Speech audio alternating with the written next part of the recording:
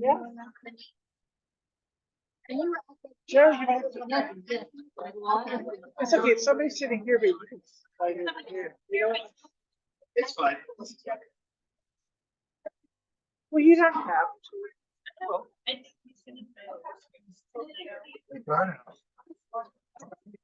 Joe.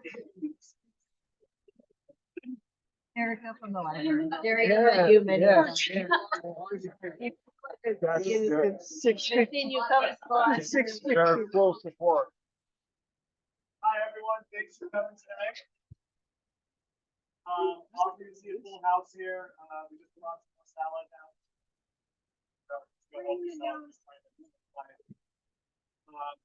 Also going to be passing around stain sheet. Please go down. Pass it around. You're all set with duty here. And we have a really full agenda tonight. We have a couple late additions. That was my reminder to start the meeting right now. I won't be late. It was actually my reminder to record it. That's a good idea. I got here. So we're gonna get started quickly, and we're gonna have more limited time for questions than usual, just because we have a number of speakers tonight, a number of things to get through. So please be respectful of time. And let's kick it off with Santa Monica Police Department. We've got Community Resource Officer Karina Barreto and Officer Navarro here to give updates, and I'll hand the floor to them. So I'm going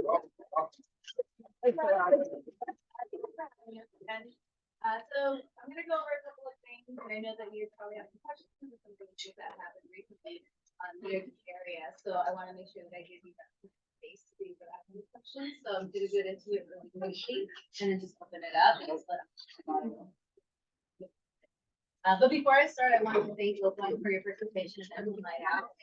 It was just such a successful event, and it's always successful to see other people that participate and help us out and volunteer and support it. So thank you all for being there, and we hope to see you again next year there.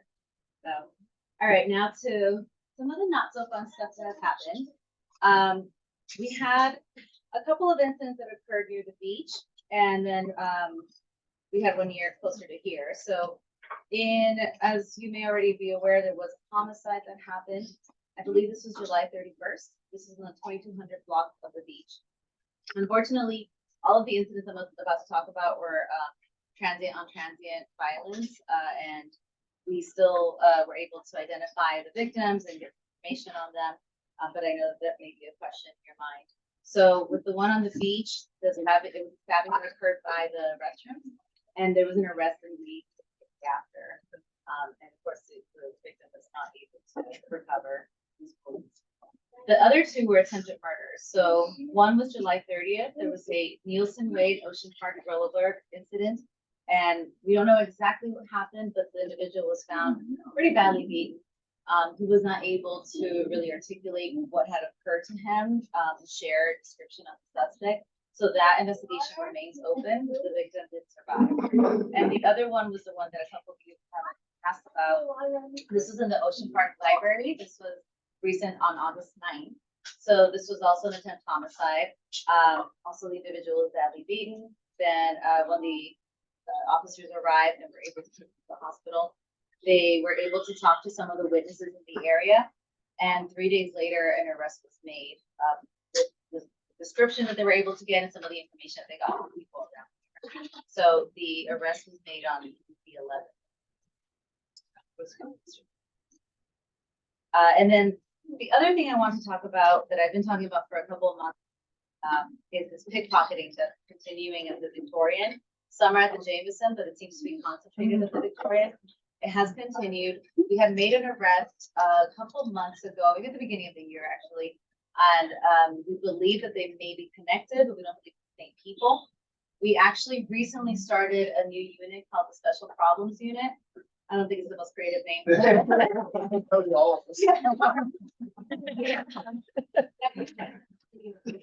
kind of covering some of the things that you start to see that are popping up such as this, and we want to create an operation to tackle some of these issues that are recent in the city. So So this is one of those, that I think would be really good for the special problems unit where they can create some sort of operation, and potentially make it as another arrest, because it's just taking for so long. So we're kind of brainstorming some ideas, some things that we want to try out. One of the things that I was actually talking about with Susie Lock earlier was just a very simple one that's not going to solve all of it, but partially is just adding like the hooks for purses. Sometimes people, I do this too, where if I hang my purse on the back of the chair, and this is how they're being targeted. It's one of the ways, because the purses are just kind of behind you and they stick their hand in there. And the other way that seems to be the pretty popular one is if someone has their phone in their back pocket, and because it's crowded, they're busy, they're talking, they're kind of bumping into people, they don't realize that their phone has been pulled from their back pocket. So that's been another target that they have. So this is all stuff that we want to make sure that we kind of tackle from a different angle now and get kind of creative with it. But it's something that we want to make sure that that everybody's aware of that's going on. So that's all I have for my end. The thing I want to mention is, as far as the 4th of July parade, did some research on that. And so we definitely took a report on the incident that happened, so that is under investigation. But the main thing we did is, I guess that we had intruders or people trying to infringe and get into the parade in the past. Something that was unknown to me, but something that was known in the office. For future years, we're going to do everything we can to get uniform personnel that are there, not just like we all like to attend the parade, we all like to do the high fives and all that, but we really have to designate like 3-4 officers that are there for security purposes. And just and be there at the beginning of it. That way, if they start trying to force their way in and intrude, then we got the officers to take action, and that way nothing else escalates from there. So talking to my sergeant, so next year for the July 4th, that'll be part of the planning. The question will be, as far as if the city's going to demand for someone to pay for it, or if we're going to offer it. To me, it's a July 4th parade, the city set up Hanukkah. It's our event, always been kind of the city event. So I'm hoping that our administration will be okay with us providing officers, but we'll figure it out as we get closer. But we'll definitely make that an important component. Jeff will do whatever you want. That's what I have. Any questions? Please, Aaron. When you were talking about the robberies of the Victorian, I know in like some places in West Hollywood, they'll actually put signs up that say like in the venue, like people are targeting. I was talking about that with Susie, that would be her area, and we're kind of brainstorming. We haven't brought it up to them just yet, I want to bring it up, but I know there's always kind of some pushback when they feel that it might kind of hurt myself. But that is an option, certainly, and if they're open to it, I'll definitely make some flyers and put them up there. Yeah. I was like, should I just stand at the door when people are coming in? Yeah, But I know that that's not also the most exciting thing to see on your Saturday night. So. Totally. I mean, I saw one of those signs after my phone was stolen, so I was like, I wish I paid attention. You know, like Really, I think it's worth it. No, but that is. John, you had your hand up? Yes, what's the policy right now of alcohol and dogs and weed? There isn't supposed to be either one. If we see it, so we're working with control. We want to keep it where we were reasonable. So yes, some people, some tourists, or even some people from the community will go out there. Like during the concerts back in the days, people were out there with alcohol and out there with glass of wine. We're not looking at either issue citations, but if we're seeing it, it's obvious. We're making it known that they can't, and we're asking them to pour it out. Dogs, same thing. We hate to be that bad guy, but we've been doing it. Just last week, there was an altercation on the beach, about 2200 block. I'm driving on the beach, and the whole fight happened because 2 dogs went at it. And of course, I mean, I love seeing dogs on the beach, but online they're illegal, so we gotta tell them. Yes, we're not calling animal control to take on the dog, and we're not looking at sight. But most people, once you tell them, they're leaving the beach with the dog. So yes, we do enforce it. We just are we try to be very flexible, understanding about it. Unless we have to. You write traffic tickets. I've been, yeah, Yes. I've been giving tickets for 23 years, so I'm not as excited as I used to be when I was new. I'll admit, if I got a good red light violation, I was very enthusiastic about getting the citation. 23 years later, I'm not so excited about it anymore. You know what? I really get more understanding and I really get, I think, more buy-in when I pull somebody over like, hey, I saw you, you ran the red, it was about 2 seconds late. You know, and I started giving them statistics as far as traffic accidents and why it's red light violations, those type of things that cause the big traffic accidents. Once I give them that information, really, it kind of works better than a citation for me. And I think it gives better buy-in. So. Let's say if any of you met Officer Ortiz, he's a talker, and when he would pull people over, it was just a lecture. Where people were like, sticking their chicken. Yeah.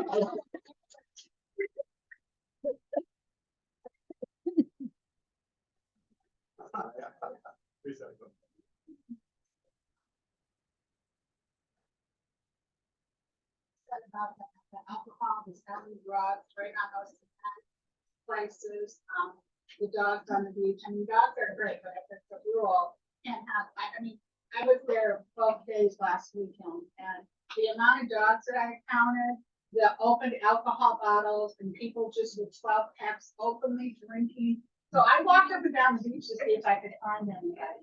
The big problem was I saw some of these, police car things on the beach, and they're not stopping anybody. I hate to tell you, but they're not stopping anybody. I walk the beach almost every day, and they're not stopping people. And so then we asked, when there was that killing that Monday, I mean, there were how many, 12 or 15 police officers around all the yellow tape. Nobody, at least warn people about it, but nobody's stopping them. So I asked the lifeguard, I said, do you guys ever see when you see these dogs running around these crowds of people? Do you ever give them just a little, I'm not saying give them a ticket, but give them a warning that, or put up some signs. This isn't a dog beach. Have some signs posted somewhere that if we're gonna have rules here, we need to enforce them. I'm not saying tickets are the answer at all, but somehow enforcing them and then just driving by and doing nothing, not saying anything, not stopping their vehicle, rolling down a window, that's not helpful. So I would love to see some ambassadors on the beach, I guess is what I'm saying. Because I've also found backpacks. I found one from a couple in New Mexico. They said their car was broken into. I found it at the other end of the beach. I researched it because I called the police. Nobody will come out. I found a key tag on the keys inside the backpack. And so finally I got a hold of them. They were up at a volleyball tournament from New Mexico. And they were in a rental car that was broken into. They said the police or nobody would come out. The rental car said it was happening a lot. It's just, if we could see a little bit of it, doesn't have to be massive amounts, but if you can see somebody in a uniform or something that's doing some type of riding up and down or something, that can be helpful because last weekend, I don't think there were any parking spots left. It was really, really good. Yeah. Which is great, but. So there is no ambassadors or on the beach, but there's officers. We're actually putting, they're mandating a ton of force overtime on all of us to work the beach. So we're having numerous officers on the beach and on the pier. So we're saturating everywhere to get that high visibility out there. One of the issues, and I can tell you because I was out there last week. So we're either in a pickup truck or we're in one of those kind of like the little golf carts, a little bit bigger. What do they call? Utility. Thank you. So we call them MEVs, but whatever. So we're traveling in those. It gets so crowded up from the water line up to where the top of the hill is that it's hard for us to get in between there. And before, when we used to have quads, which is my preference, we would be able to travel in between the folks out there. But with those carts, we can't do that. So it's a little harder for us to see the people drinking alcohol, which doesn't mean that we won't respond to that type of call somebody calls. So lifeguards, they know to call as far as alcohol, and they're always calling as far as alcohol. Dogs, they call a little bit less because they're a little more sympathetic. But at the end of the day, like you said, rules are rules. And again, we're very nice when we say it, but at the end of the day, we need the dog off the beach. So yeah, We do enforcement when we see it. There's a good amount of us out there. They're just, for some weekends, there's so many beachgoers, it's hard to even see us. When you combine our cars with the lifeguards and everything, we might be able to blend in, but there's a ton of us out there. And if you're on the beach and you're seeing maybe a crowd, and the thing is that's how incidents happen. Before the big fight, before the stabbing, before all that, it all starts with alcohol, and then it escalates from there. So you're doing us a favor. So if you're on the beach and you're seeing a crowd that's getting lively because of alcohol, all you gotta do is, hey, I'm by this tower. There's a group of 15. This is their description, young, old, whatever they look like, and they have alcohol and they have alcohol in their coolers. And I don't want contact. Perfect. We'll try to pass you. We won't say anything to you. We'll go up to the people. We'll say, hey, sorry, there's no alcohol. Most of the time, 90% of them are cooperative. They'll pour it all out, and then we'll have a good day at the beach. So, And I want to add really quick, just because I think it's been kind of brought up more often in summer, we have more people on the beach.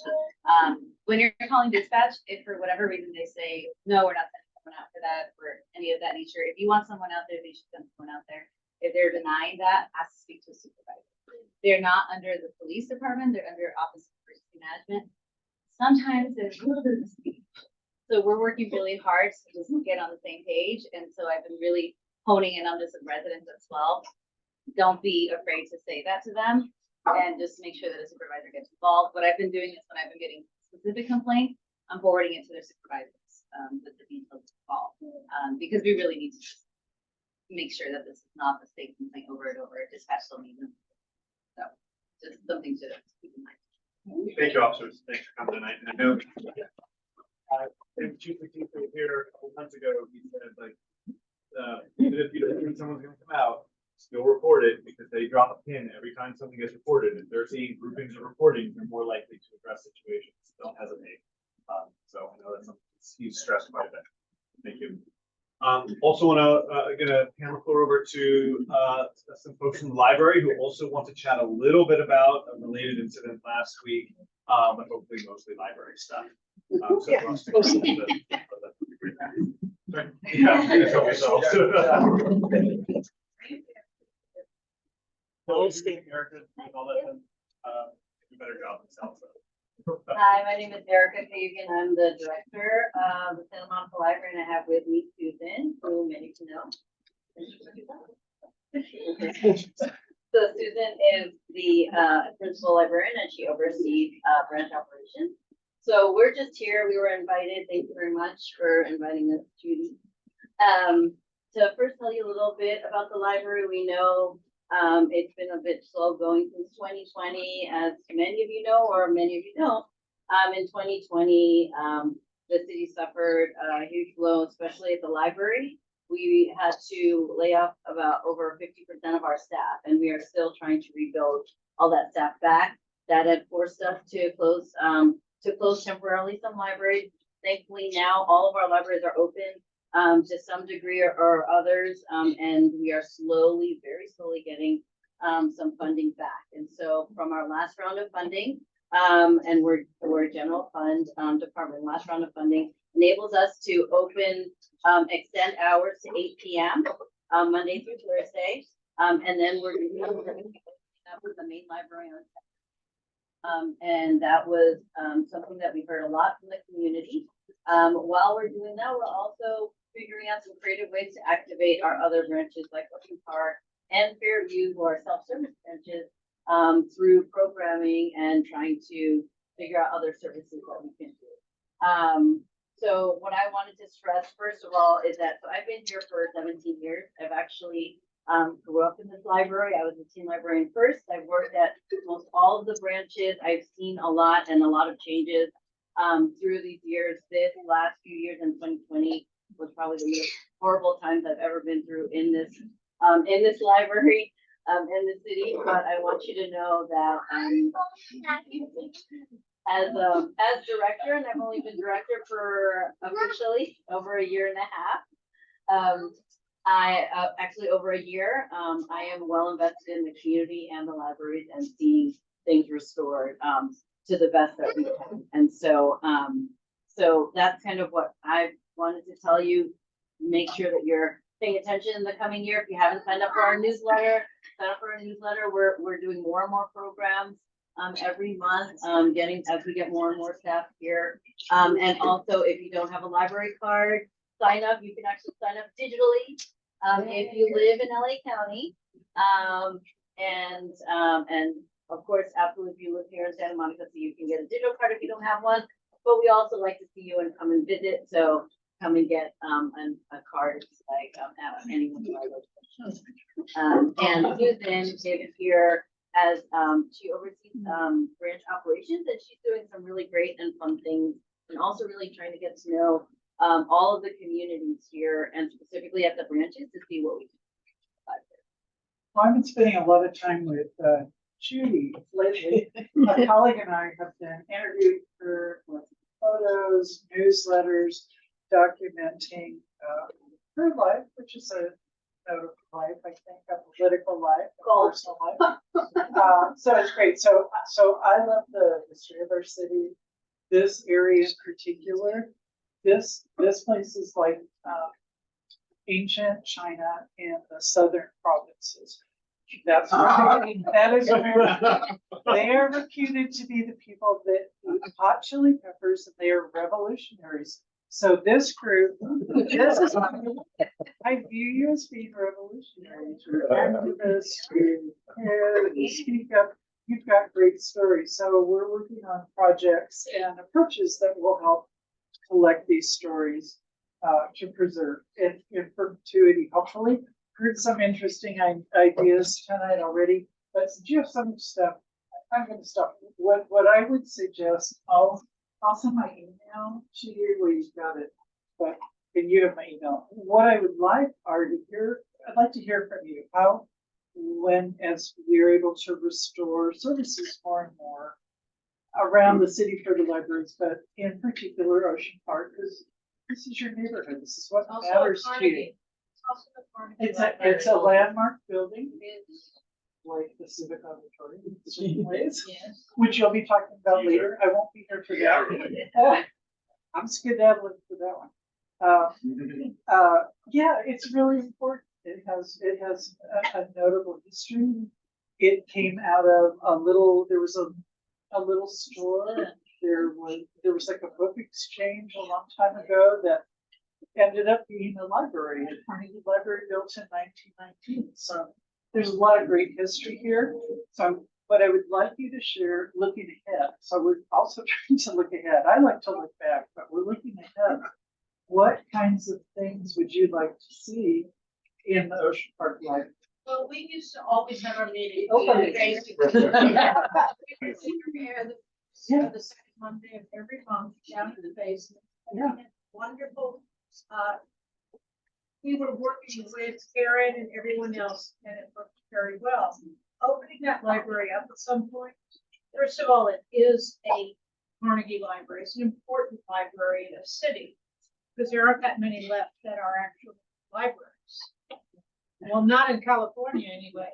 And I think that by itself should be a little push for getting that back on. Well, Erica pitched an interesting idea today about some kind of historical story walk outside in the garden that memorializes the libraries and areas' history. But we'd be happy. I'm part of the Santa Monica Conservancy as well. We'd be very happy to do things that if you want to suggest, we can try to put it together. Okay, I love that. So he'll be contact. Hi, yes. So, I'm a teenager, if you can tell. I think, I remember like pre-pandemic, one of my favorite things at the library, other than reading, was the activities that you had. And I feel like, I know like it's probably due to funding, but there's like there's not really many activities, and it's mostly just like story time or 2 to 4. And you know, I can read my own books.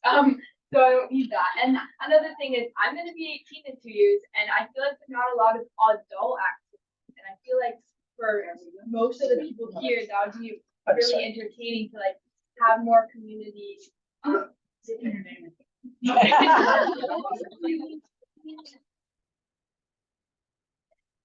Yeah, we have a new team librarian. Erica and I both started out, not together, but as young adult librarians. I started with Los Angeles. Erica started here. I am so ready to service this. And we have a really fun new librarian, even better, so. And she's really good with ideas. Yeah. I want to be conscious of time. Okay. Judy had your hand up and then Kathleen. I just want to say that I see the library as the center of our neighborhood. Yeah. And it should be an important, place as a library, but also as a center of the community. And so I would like to talk with people, start a little group that talks with the library people and community people. What is it we would like to see in that space besides books? You know, the normal library stuff, and besides OPA meetings, but what else? What else would we like to have there? So, It'll be a good week. so, Francis Anderson and I are the two people who have said they want to work on this, but I want to know who else wants to work on this, and I'll pull us together to talk about it. You know how to find. What? You know how to find things. I do know how to find it.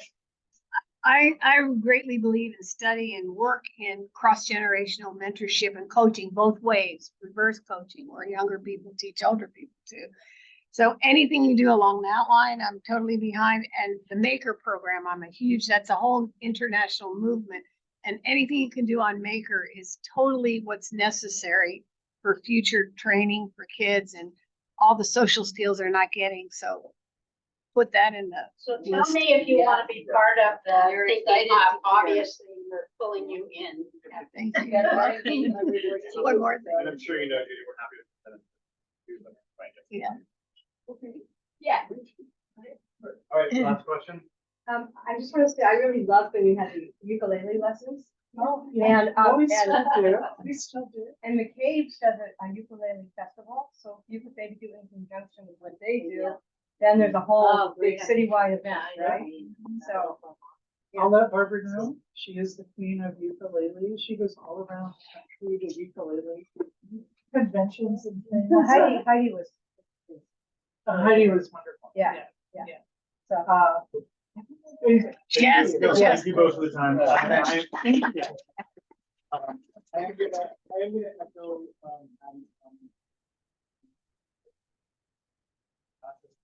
meetings, but with the closure of New York, who knows how long, like, there's literally no community space in there.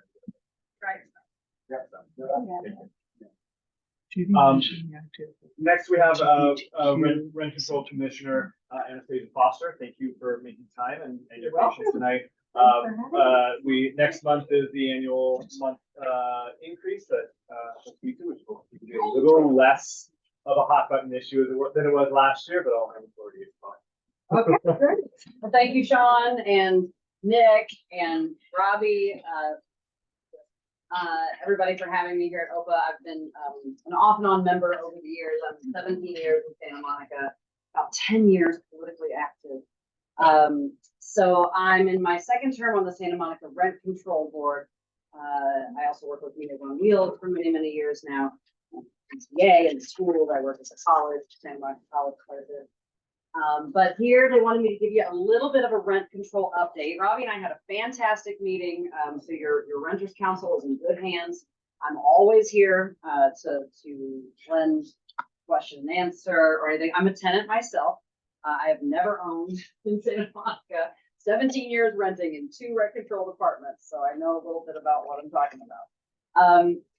Quick update for you. So whether you rent or not, your neighbors do, a lot of your friends do, a lot of your kids' classmates do, and you might not even realize it. 70% of the front door keys in Santa Monica are to an apartment, not a condo and not a single family home. So I bet you there's a bunch of renters right here in this room, and if not, a lot of your friends and family are. Your employees, your coworkers, some of your city employees, some of your teachers are renters.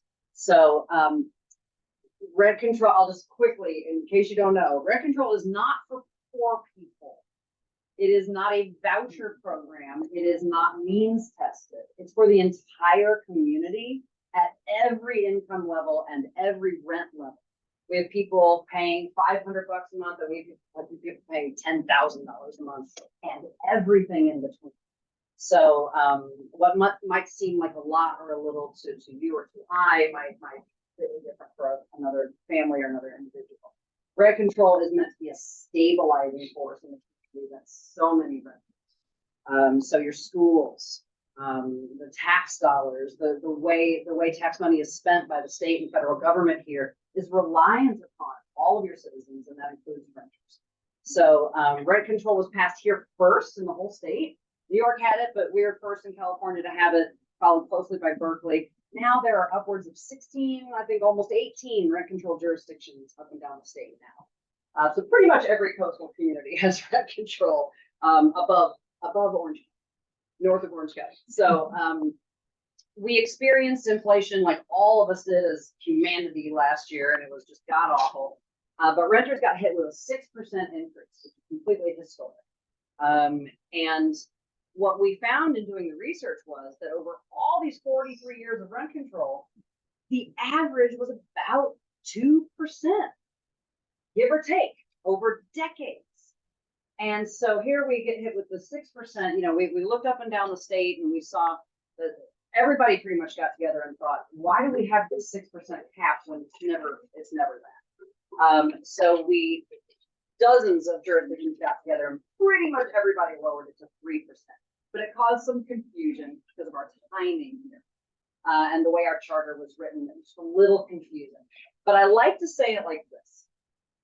If you had $100 rent before the pandemic and got a 6% increase, it went up to $106 for about 7 months. And then when we were able to pass Measure RC at the ballot, we were able to lower it to an average of 3. Well, to do that, we had to artificially make it 0.8 for the next 5 months. So that's a 12-month total of 3%. But now, like Judy said, like Sean said, every September 1st, you know, that's when our rents go up. A calculated amount based on the CPI. I know this is like super wonky, but we needed to do it on that new 3% number. So your new 2.8% rent increase is not on 106, and it's not on $100.80. It's on a new third number, 103. And so the rent board agency and its 25 employees have averaged over 200 calls a day since the letters came out.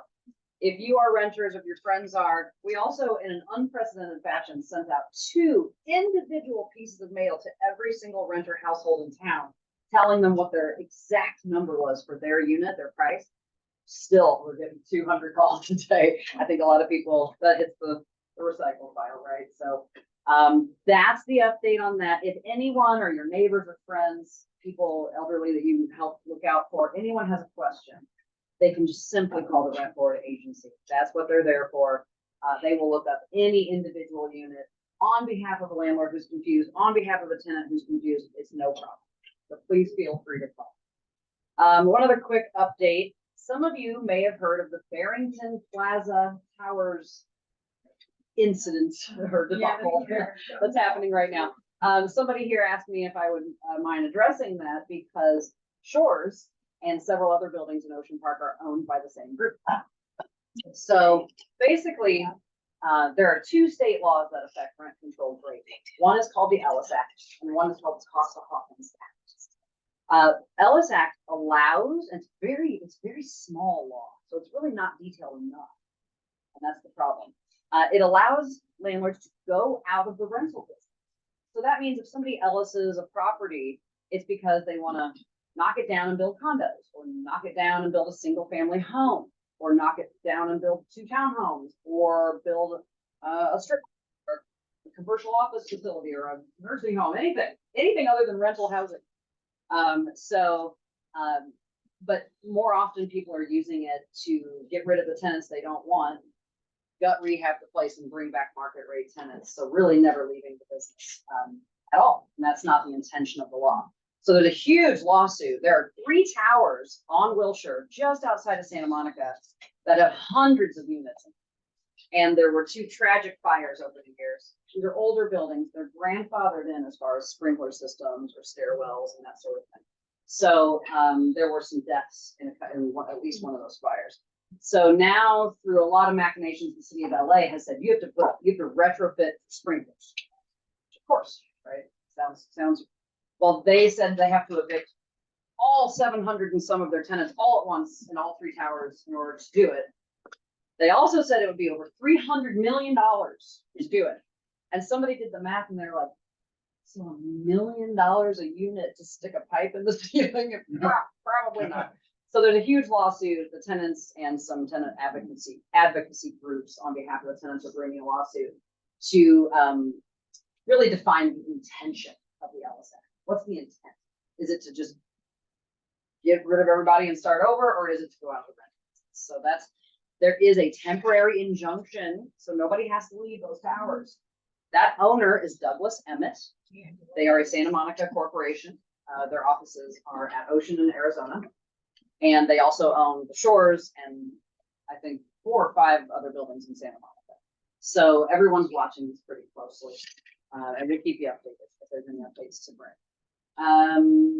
And last but not least, somebody asked me about, there's gonna be a ballot measure statewide again, sponsored by the AIDS Healthcare Foundation. It is to repeal the Costa-Hawkins rental act. That is the one that eliminated what we would call strict rent control, where when somebody moves out at $10, the next one can only move in at like $11. Okay, that's the example. Right now, somebody moves out having paid $10, the landlord can get $100 if they want, if the market will bear it, and then it's re-controlled at a new market rate. So we've had no control a lot longer than we had control. So we had real rent control for about 17, 18 years, and we've been without it for 24 years. And so we've lost a lot of the natural affordability of our units. So you'll have a neighbor of mine is paying $900 for a 1-bedroom. She's been there for 30 years. And then the one next door just keeps turning over. Because once it turns over once, it tends to turn over more often. Paying $2,800 for the identical unit with like outdoor laundry, no garage, no storage. She did not actually. She did not. Sometimes they refer. That's true. Yeah, it's the individual choice, of course, the property. But I'm just saying. So that market rate is something that people feel is hurting the natural affordability of our cities. And that also a lot of renters feel trapped, like they can't make a move if their family size changes. If they get married, if they have children, if they want their relative to move in with them, their mother, their father, or conversely, if everybody's gone and they've got this 3-bedroom, but they really could just use a 1-bedroom, but the cost of that 1-bedroom is more than they're paying for their 3-bedroom, so they don't move. And so there's a lot of stagnation in our units and stuff. So Costa-Hawkins, the Rent Board did opine, I'll wrap up on this. We did opine a few years ago when we thought it could get repealed. It was the responsible thing to do to kind of examine what we thought we might do if we had that kind of freedom again to reshape it. And nobody thought we should go back to absolutely strict rent control where there's no increases when somebody moves out. But it was going to look more like a stepped process, where if your unit A had not had turnover in 30 years, that landlord would be entitled to a much larger increase on that unit. However, if your unit has turned over in the last 3 to 5, maybe it'd be a more limited increase and everything in between. So we were looking at kind of an equitable scale to kind of just keep affordability at every different income level and price level. So yeah, there's a lot going on in the housing space. Sorry, I just threw a whole lot at you. Does anybody have any questions about? Summarize, you said this is going to be on the ballot. It will be on the 2024 ballot, and this is something that the city has endorsed in the past. It's something that renters' rights organizations have supported in the past. I believe the Dem Club has supported it in the past. Of course, landlords don't like it. That's understandable. Realtors of commercial, residential typically don't like it. I understand. Money wants to chase its return. That's the American way. So it is that test of wills. I think the main case they're making against it is, I just paid a bunch of money for my building and now you're telling me that my future increases might be limited. It doesn't feel fair. People that have had their buildings for a long time just want to be able to have the freedom they've gotten accustomed to over the last 23, 24 years. I think the supporters of the measure are saying, I don't know where your waiters and your cashiers are going to live. I just don't know where, because you can't pay $2,800 for a 1-bedroom, on less than about 200,000, according to the federal government. So, Thank you. We have yeah. time for a couple questions. There was a proposal to let renters buy their unit, and I don't know where oh, that there, is. yeah. And I'm So, not sure what the impact would be on, like, would that decimate affordable housing? Or, I mean, there's also, I think paired with it, that the federal or county or whatever would subsidize it or buy the unit and then make it affordable. So I don't know how, that would be nice. I don't know No, where that is. You have heard that, so a couple of times, it's been brought up at council, it's been brought up in the community. We used to have it was called Torca. It was totally different than what is being proposed now. Torca was enacted by the voters and then specifically let expire by the voters. The voters had to vote again 10 years later and voted to make it go away. The intention was to let tenants buy their units. What we know played out, and there's a report this thick that's publicly available if anybody wants to read it, is that less than 3% of tenants who were offered the opportunity to buy their units tried to. Less than a third of them ever finished the deal. And only a handful of them, so it just keeps, this tiny percentage keeps going down. And I know a couple of people who did manage to buy their units. It was great for them. But the rest, that's the first time there was an HOA impact. They were out. So maybe they just managed to buy their unit, but the first time the whole building needed a new roof or a retrofit or new windows, they were out. They had to sell. And any affordable loan programs that they did take advantage of, what happens is you have to pay the government back first. So that that generational wealth that I think is the dream of some of that aspiration wasn't able to be realized. And we did end up losing 3,350 some odd rent control units that are now permanently condo. So, I mean, I think it's a wonderful idea. It's a great notion. I think the problem with Santa Monica real estate is it's so damn expensive. I think if a lot of people could afford a condo now, they would. So it depends on the affordability that the owner of each property decides to try to sell their building for. The city doesn't have any money right now because of the Bueller lawsuits and other problems resulting after COVID. I just think while it's a fantastic idea, it's my professional educated opinion that it's probably not right. Yes, but we're looking into state and federal programs that could assist with something like that. It needs probably years of study to get it right and to avoid some of the unintended consequences we had last time. It kind of sounds easier than it is. I wish it were easier. I would buy it. Was there one more? I think we're okay. right on time. I'm available. I'm going to Commissioner, leave some of my yeah. cards. I'm always available. Coffee, if anybody wants coffee, like a phone call or a specific question answered, please. I want to know when you're running for city council. I do not want to run for city council. Yeah. But thank you. That's very kind. Thanks for making time for us.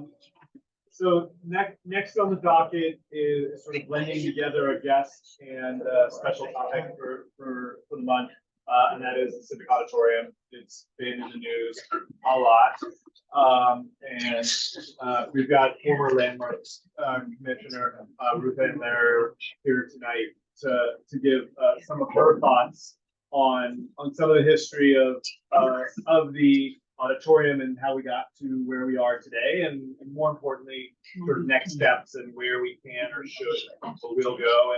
And one thing I want to reiterate is, and this comes up a lot whenever there's real estate issues, is Ocean Park is a community of nearly 20,000 people. We are not of one mind. There's a lot of people with lots of different opinions throughout the community and in this room. And the best way that we try to serve the community is not by saying OPA believes this, Ocean Park stands for that, because that's just not realistic. It's about sharing and disseminating information and empowering our community to get the facts and the knowledge and to take action when you want to. And when there's someone that wants to be an activist, to point people who have similar beliefs in that direction and try and get and help empower them to make the changes they want. And so I just want to preface that in part because we've gotten a lot of emails about why hasn't OPA come out with a position on the Civic. I challenge you to find anyone in the city who's saying tear that fucker down. Like that's not gonna happen. But it's a very complex, complicated, and expensive issue. And it's easy to say, save the Civic. What's hard is to figure out how and what to do. So with that, I'm going to hand it off. I thank you for making time and thanks for inviting me. Go my opening line. Sorry. Love the Sarah, Civic. yeah. Lots of questions. So, because I tend to deviate and I often find out this.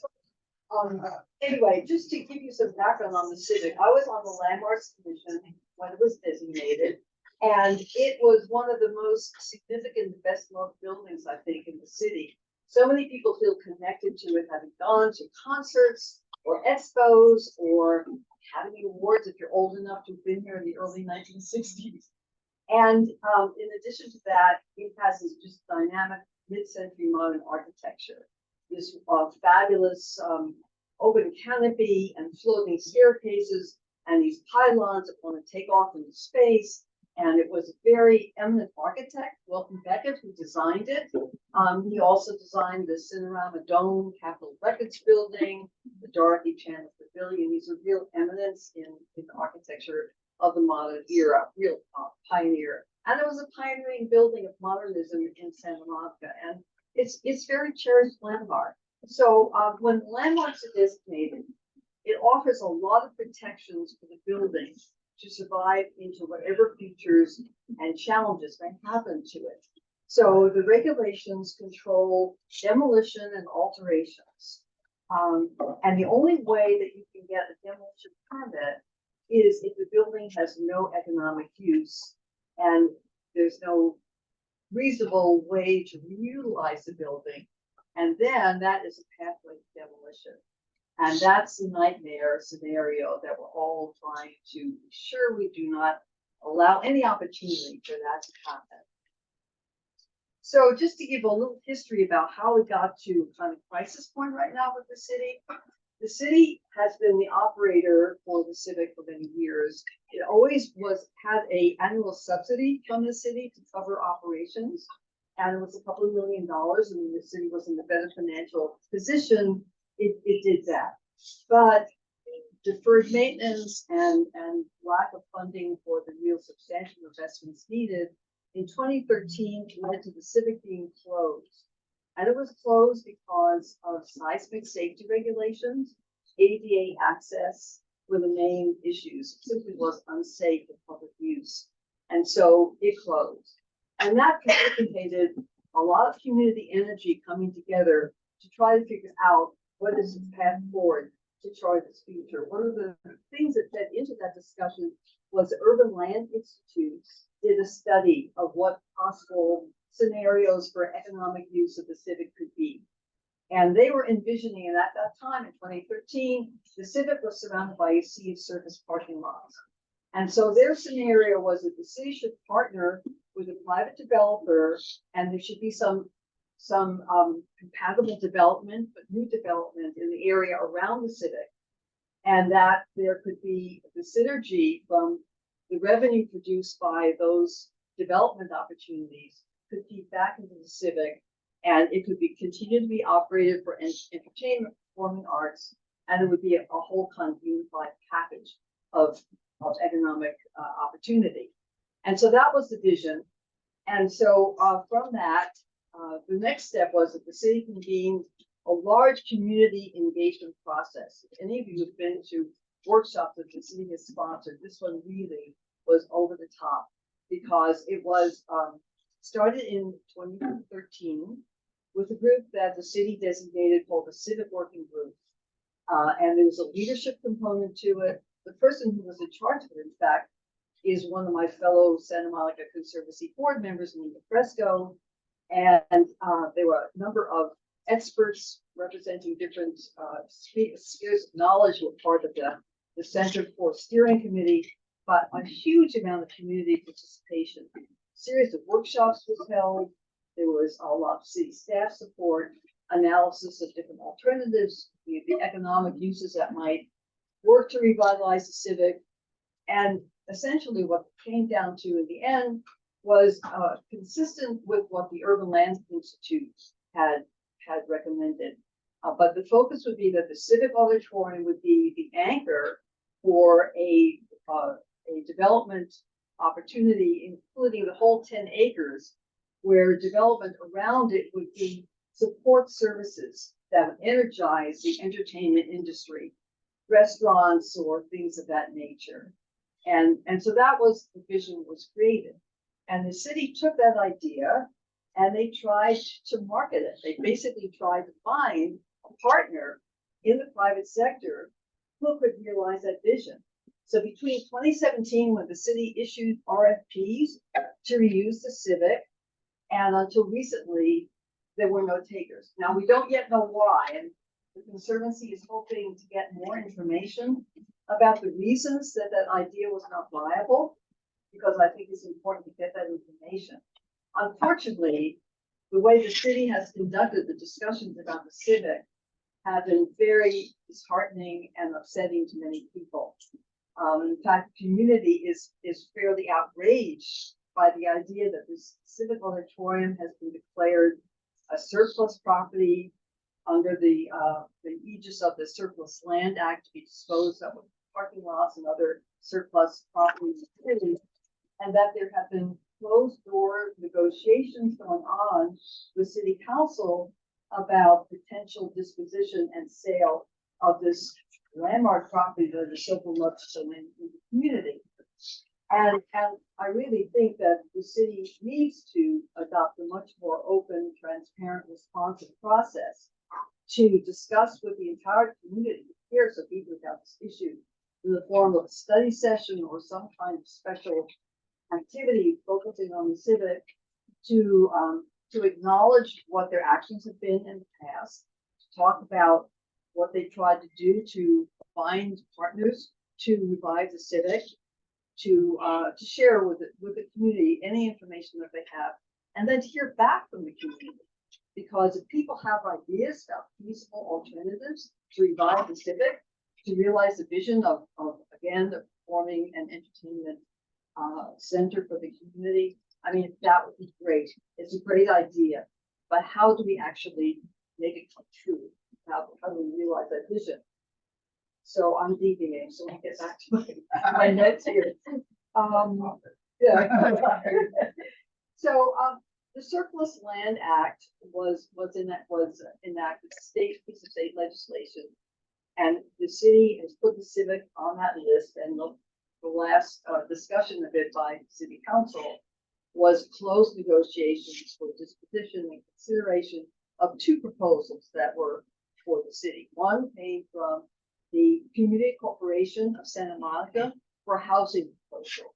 And in fact, the Surplus Land Act, the intention of it is to stimulate the construction of affordable housing. And so that seemed like it would make some sense. And Community Corporation had a proposal. The other proposal was from the Santa Monica Unified School District. And they were proposing, and they still are proposing, an adaptive reuse of the Civic Auditorium for their sports activities for the high school. Now, as you know, the high school is across the street. The high school is expanding and redoing the entire Santa Monica campus. And part of the, what was formerly the Civic Center parking lots is now occupied by a high school soccer field, which is part of their whole athletic program. And so extending this concept of reuse to the Civic Auditorium for their education programs makes sense from their perspective, okay? So what they've done is they have embarked on a feasibility study where they've hired a very well-qualified group of professionals to see exactly how this might work, whether the building can in fact be adapted for new use, what changes would have to be made, and from our perspective, how are they acknowledging the landmark status of the building?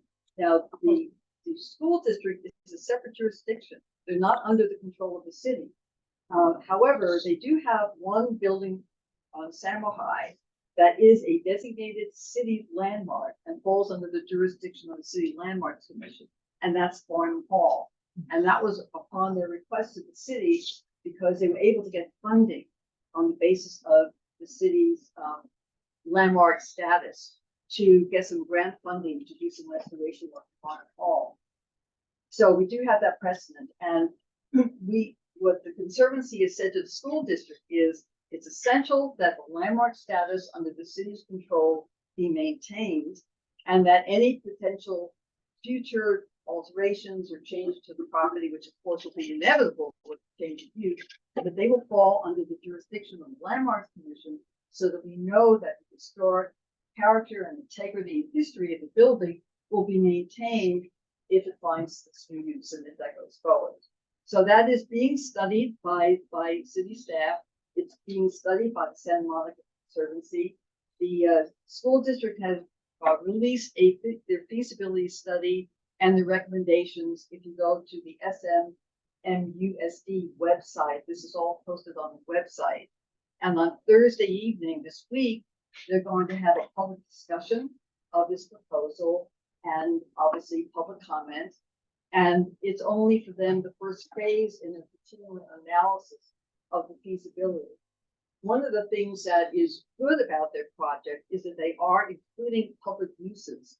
So it is not exclusively what their concept is, that this be their major area for competitive sports, for basketball, tennis, etc.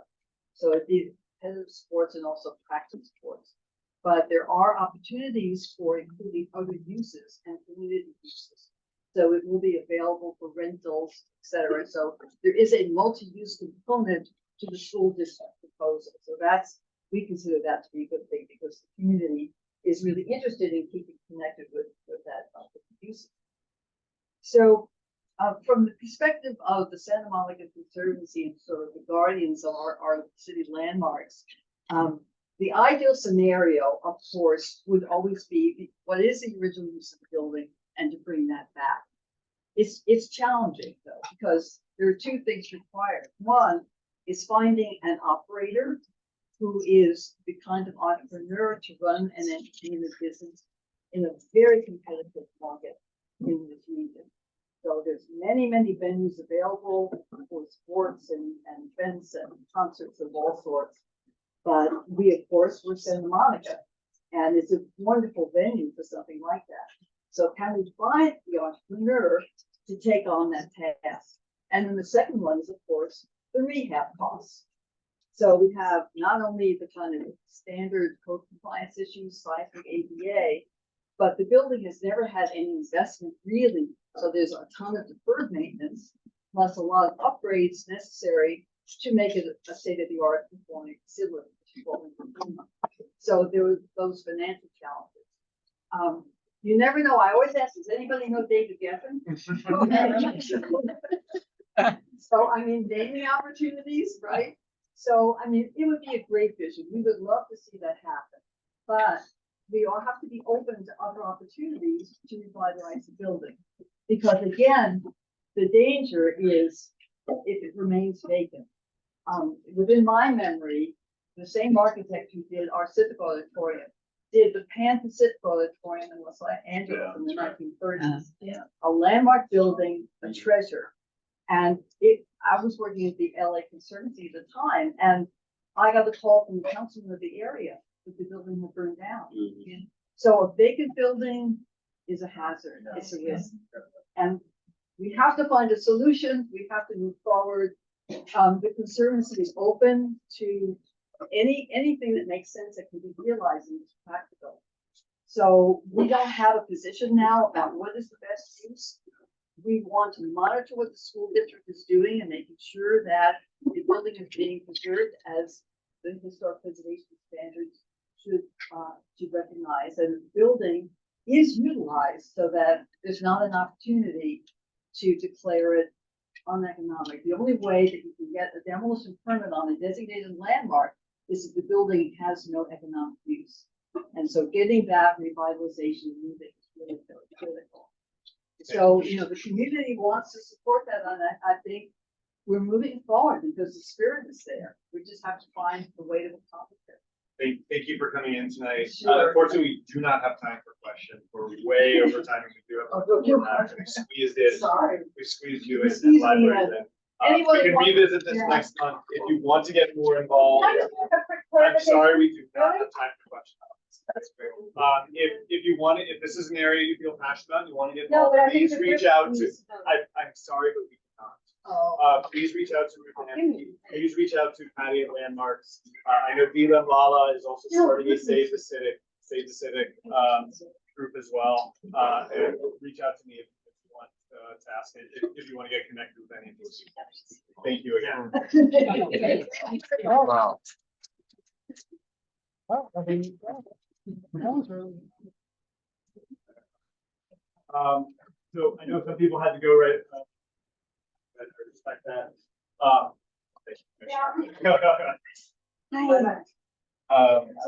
So moving into board business.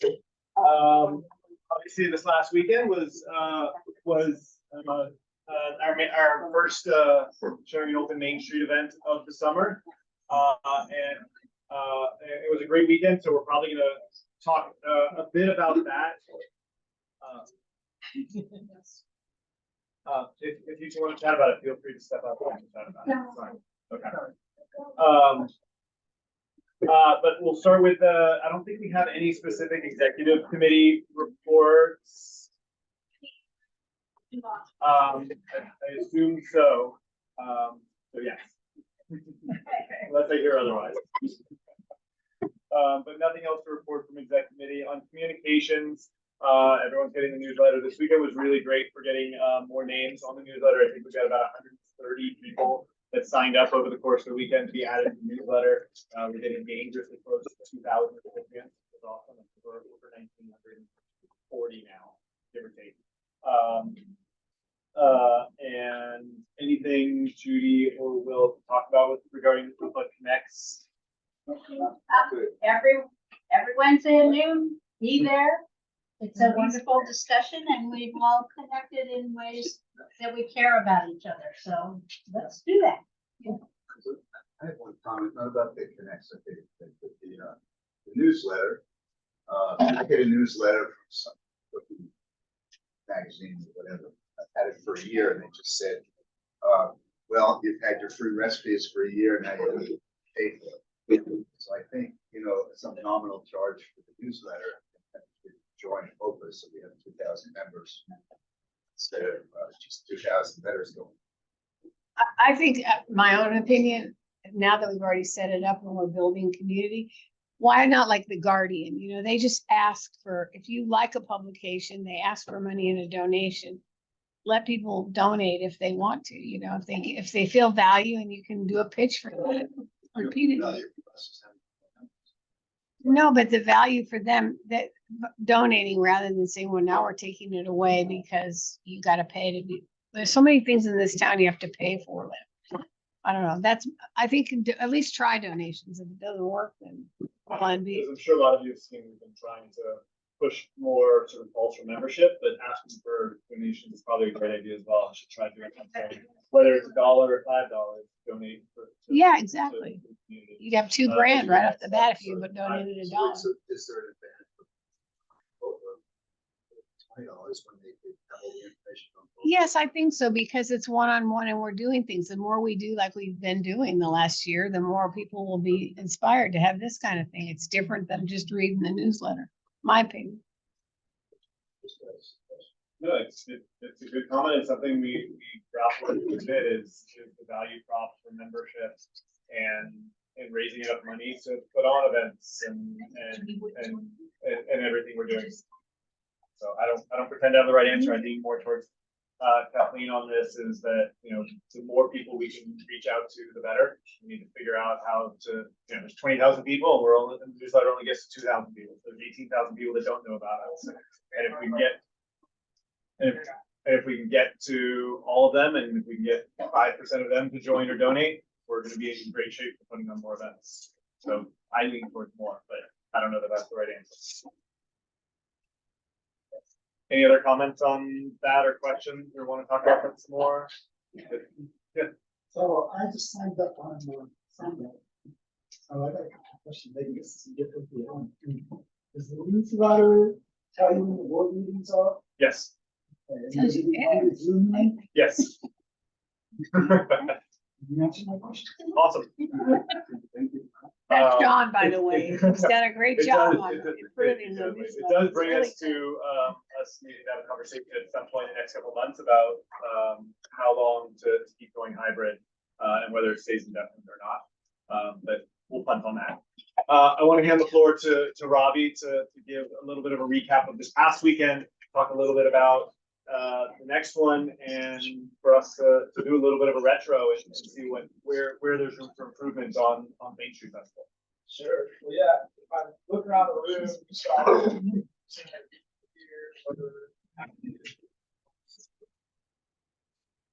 Where'd you come up here?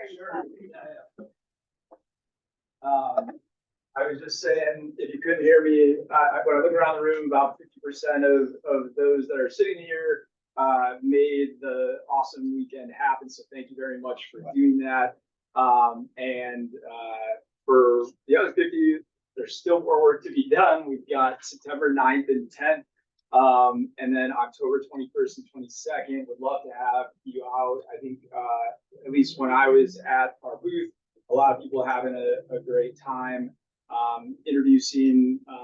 And I know I've forgotten your name at this point, but I know we said hello when you swung by the booth, and then that you're here at the meeting is fantastic. Yeah, but the only negative things that I've heard at this point, there was an email that was sent that the garbage cans were a little bit too full Sunday evening. I think a lot of people saw that email because it went to the whole board. But beyond that, I personally haven't heard about a lot of negative stuff. So we do have the survey. We have 50 respondents that have taken place, and then Sean's going to get it out to a broader audience with the newsletter. So would love to hear from people. Tomorrow there's a debrief with Jenny and Hunter, the Main Street Business Association. We were their partner to pull off the weekend events. So anything that we want to share with them, I'm happy to pass it on. And then, looking forward to doing it again in it's like 3.5 weeks, right? So did I miss anything that? The next one's about dogs, so that ought to be fun. Yeah. The theme is dogs. Tell them the theme. Yeah. There's all kinds of events happening Saturday. I need to check if it's actually Sunday as well. But yeah, there's like the Dog Olympics. The name of the company that's putting it on is the Dog Days of Summer. Maybe I got that wrong. But I mean, they look like they had a lot of fun doing this. So I missed a lot. But they're going to do tons of anything you can think with a dog. It looks like they're going to do it. Very important question. Will there be a dog costume contest? I believe There should be. That's going to be in October. Okay. Like, it's crazy stuff. A dog phone party? What's that? Oh, yeah.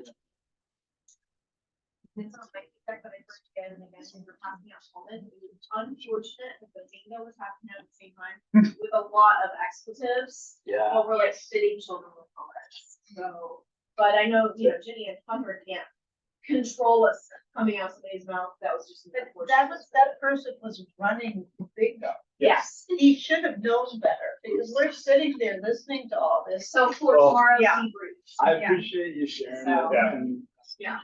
that is something that's gonna get talked about. Yeah. The drag bingo, that person, they were hired or brought on because they're a great personality. It was great for the beer garden. It just needs the noise balance needs to be managed, and I think that was heard, pun intended, loud and clear. Yeah, it's very loud. Any other positive or negative feedback, anything we should be doubling down on or less of that anyone wants to share with Robbie for the committee? You did an amazing job. Yeah, Compared to last year. Dave.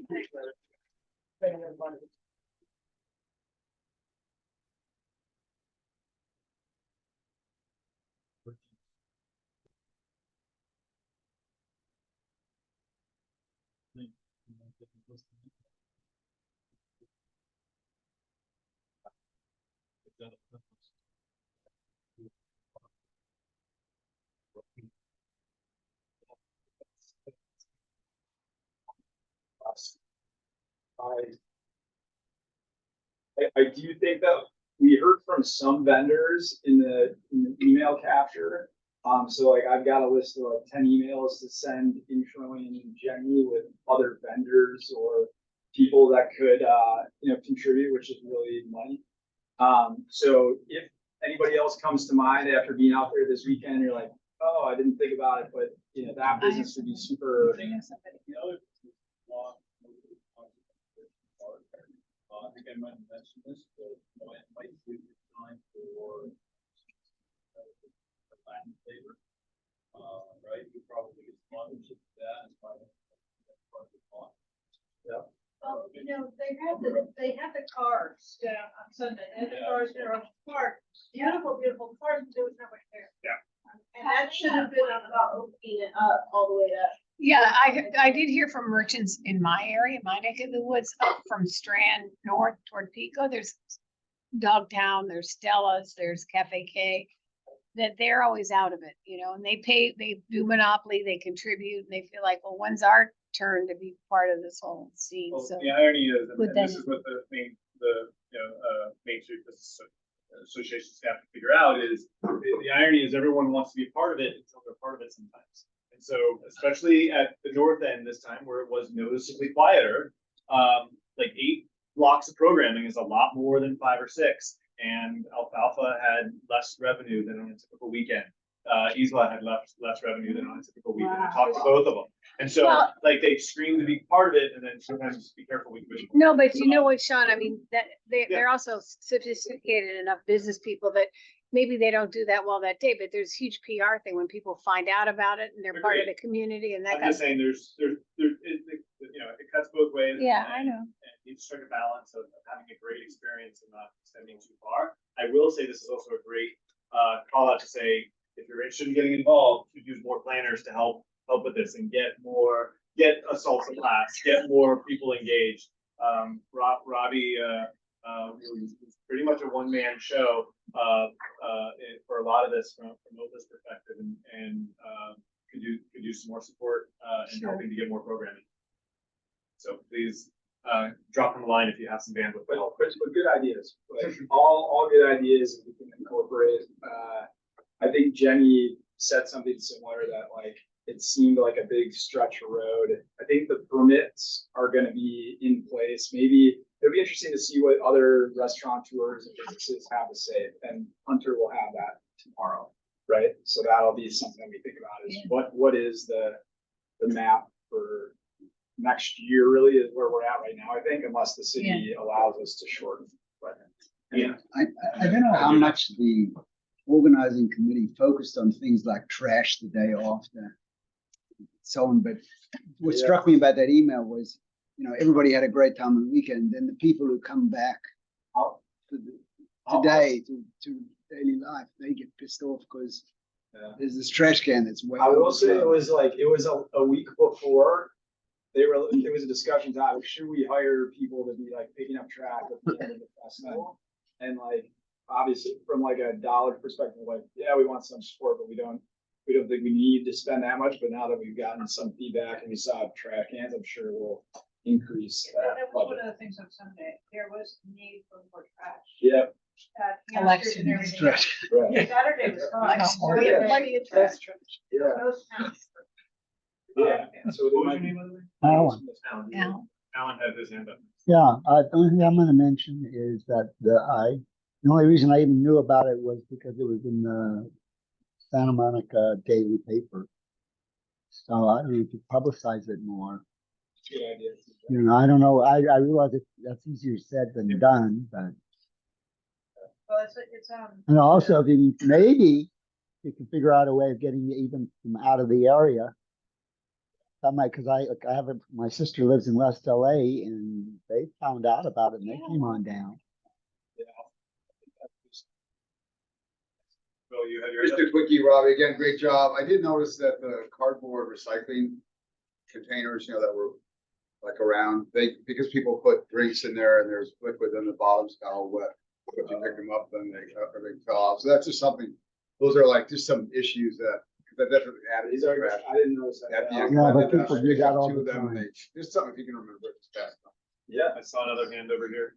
It just, so, like, is there a way to tie in with the little community garden? Like, and I don't know what it would do, because I know the city tries to promote that. And there might be some kind of, I mean, maybe you've reached out to them before. I can't remember. They did in the past. Yeah, but I've been trying to get in for 18 years.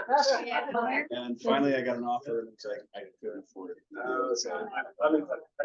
Okay. You know what you can do, tie in about like an open house for them. They've done it in the past. Yeah.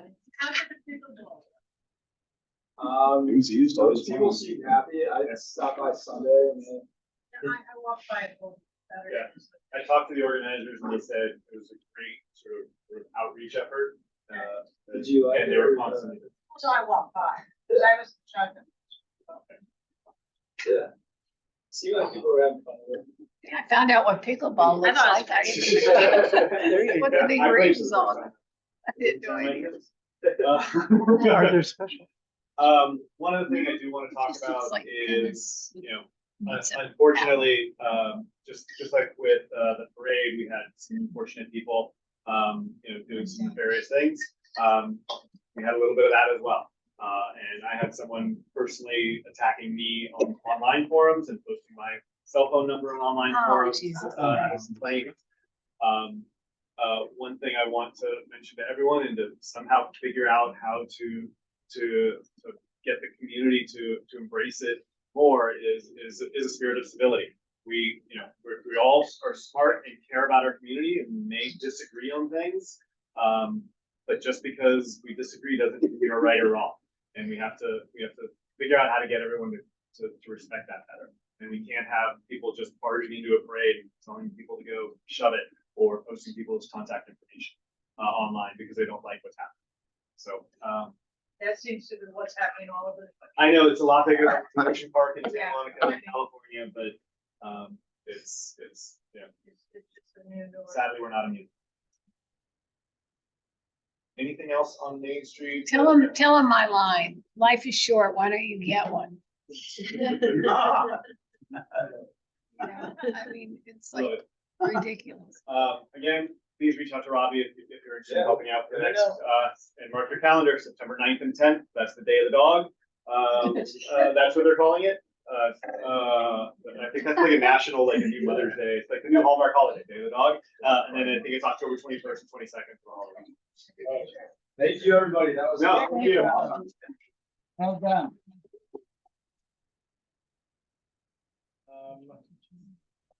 We're missing a few of the board members that are in charge of a couple of the other task forces, so I'm not sure if we're gonna have updates on arts. Nick, I know you're online.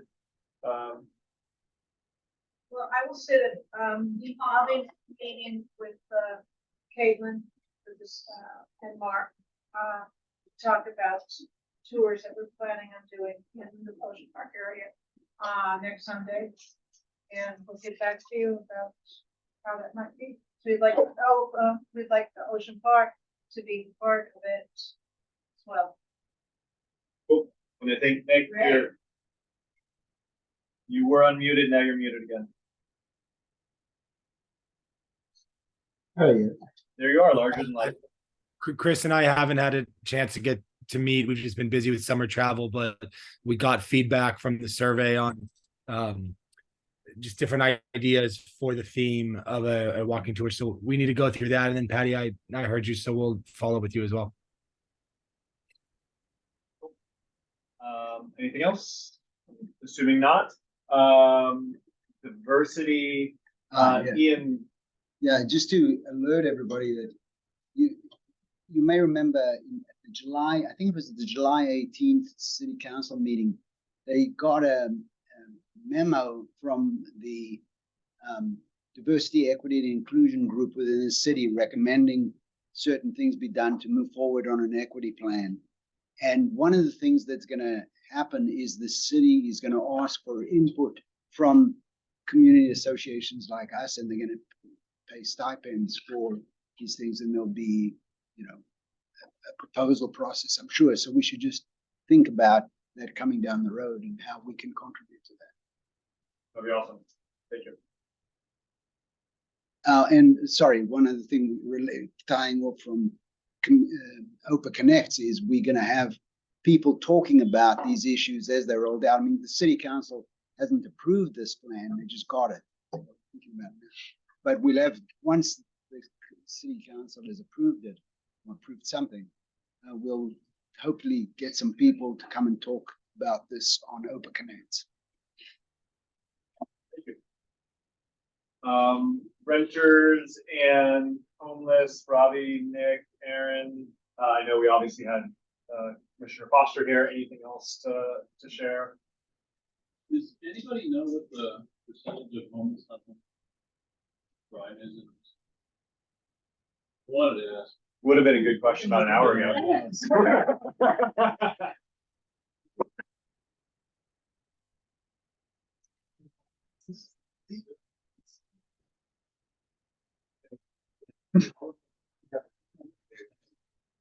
You have a meeting in 2 weeks on at Stella Bar, so Monday night. And I know Nick's working on our survey a little bit for the renters committee, so yeah, maybe we'll dig into that.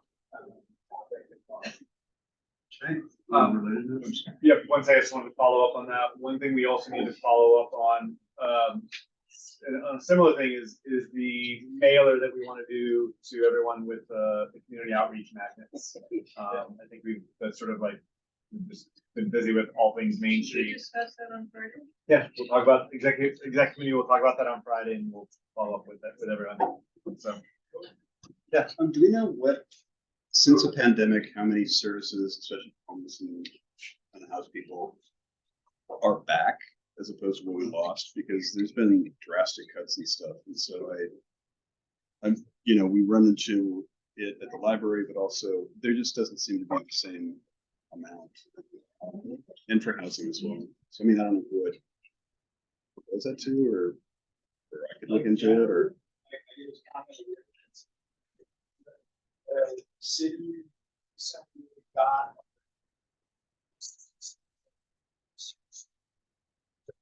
third unit that there's specific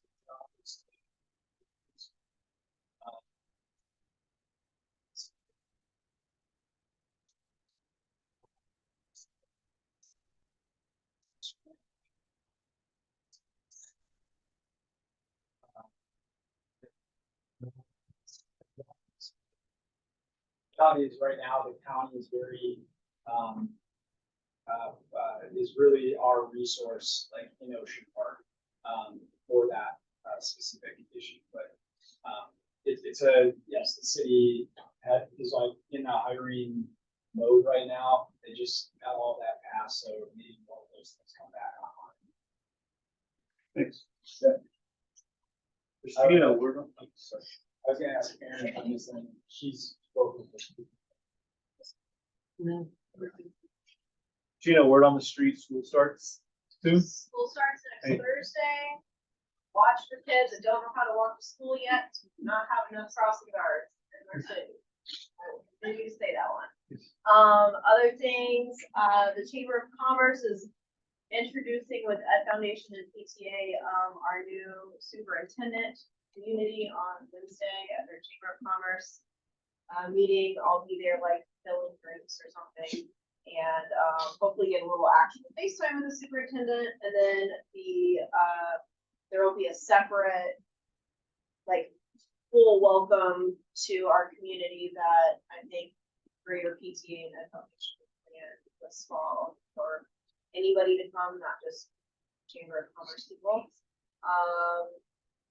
Other things to bring up that are kind of important are school district has a ton of Narcan locked up, and they have been advised by council to not distribute it to teams, like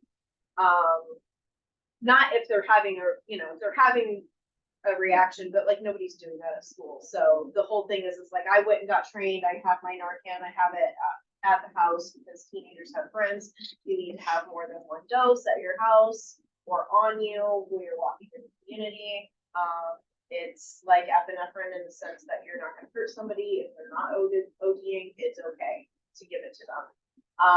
But the problem is that there's a stockpile and it will expire because it doesn't last very long. And so trying to get that out in the community, and we have some Board of Education members that are like, yeah, the alternative is that we miss someone and they die. Like, let's not just hold it back. But there's no law that says they can give it or can't give it. So if anybody has strong feelings or would like to know more about this subject, please reach out to me and I will talk to you, and then maybe you can express said strong feelings to Board of Education members. So, and I owe John an email and everybody else on our education committee so we can kind of get back to it and form a letter. The school district should start knowing stuff soon because they've been doing the whole digging into your campus.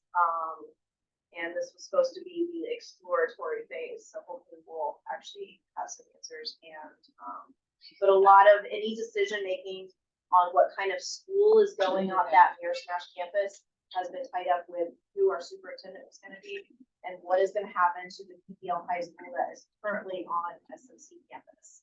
If they stay there or they go to Sandwell High campus, then maybe Smash can keep where they're at, or maybe not. There's so many maybes. So that's my update. Thank you. Unless anyone else has anything to add on education, there was a few special agenda items. First being storage space, but I think we can touch on that for a month or two. We do need a new storage space, a new bigger storage space. I'm going to have to find one, but Main Street is letting us use part of their storage space through the Main Street Festival weekends. So we don't have to worry about this until October 22nd, but we do need to figure out bigger space. If anyone has a connection to a bigger, better storage space, please let me know. Civic Auditorium? Yes. Very good. Too soon, Will, too soon.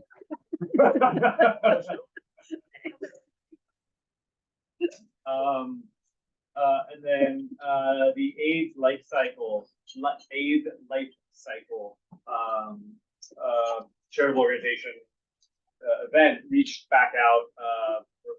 Pressure for those of you who don't know, it's the first time they had their finish line at the pier a couple months ago. They're applying to City Council to do it again next year.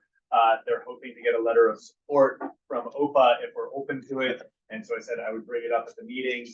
I wish that we do that. I have a motion. We have a second from Will. Any discussion on it? All in favor? Any opposed? All right, passes unanimously. Related issue that might not be as clear cut is VO, the scooter people, who've actually been pretty supportive of OPA and sponsored a couple of our events. Looks like their contract was not renewed with the city. city decided to bring back line instead of VO. They're appealing it.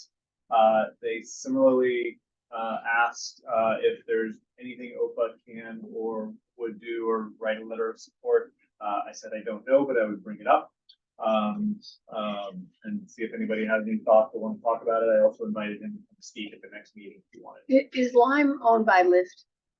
Or, do you remember? Forget who's owned by who at this point. Okay, I thought.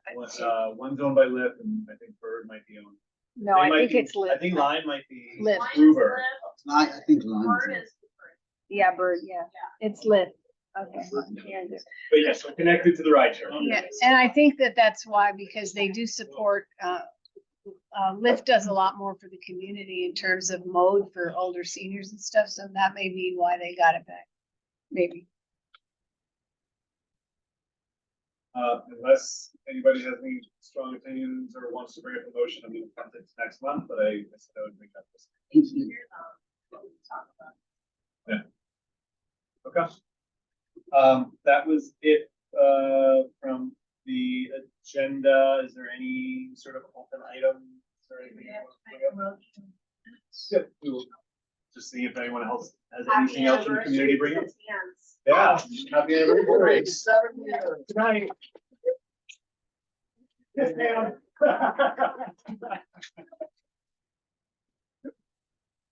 Cool. Christina had emailed last month's minutes around. Do I have a motion to accept the Jeff motion, Robbie seconds, all in favor by affirmation? Yay. Anything else? Awesome. Thanks, everyone. Do I have a motion to adjourn? Motion for Nick. Second by Will, I'll take second by Nick, all in favor. Great, thanks, everyone. Have a great week and see you soon.